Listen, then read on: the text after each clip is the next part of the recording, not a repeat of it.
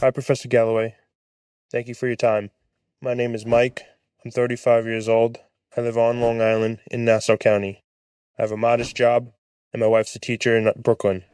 My question is, what will happen to the value of my limited wealth and that of other Americans that don't have Bitcoin when the U.S. buys a strategic reserve and there's more widespread adoption?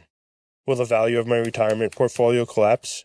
I'm worried about losing everything and my family falling behind. I feel like I'm gambling on which currency will be more prevalent or even exist in 20 to 30 years. What should we do? Thanks.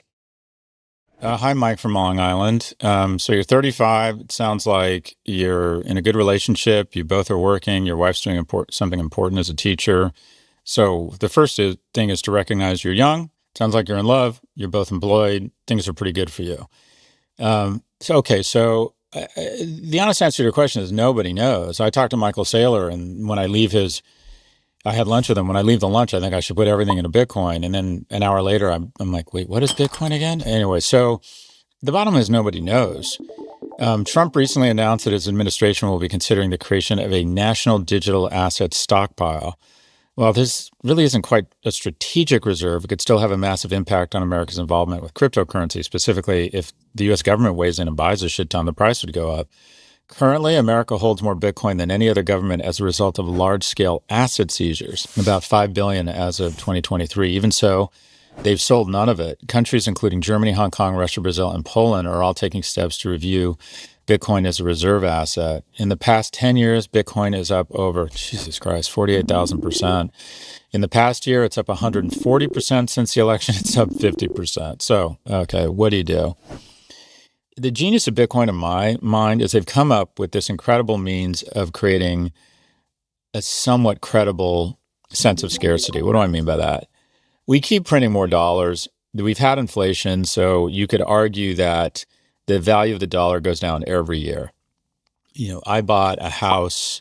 Every house I bought 30 years ago is worth, I wish I never sold it, is worth 6 to 10 times what I bought it for, more than inflation. Is that because the asset's gone up in value and it's producing more rent? No, it's because there are more dollars chasing fewer assets. That's the definition of inflation. Or simply put, the dollars you throw into your mattress get worth less and less every year because we keep producing more of them.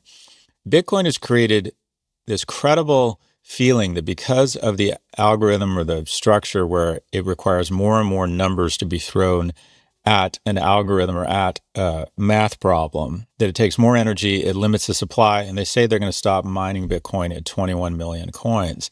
And the market believes it. So the market says, all right, this is a credible store of value and a place to hedge inflation.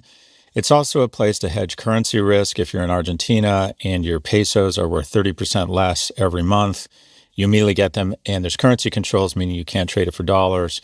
You immediately go into Bitcoin. So there is real use cases here, right? It's not a payment system. I've never been paid or paid anyone in Bitcoin. I don't see it as having a lot of utility. I just don't use the blockchain. Call me old fashioned.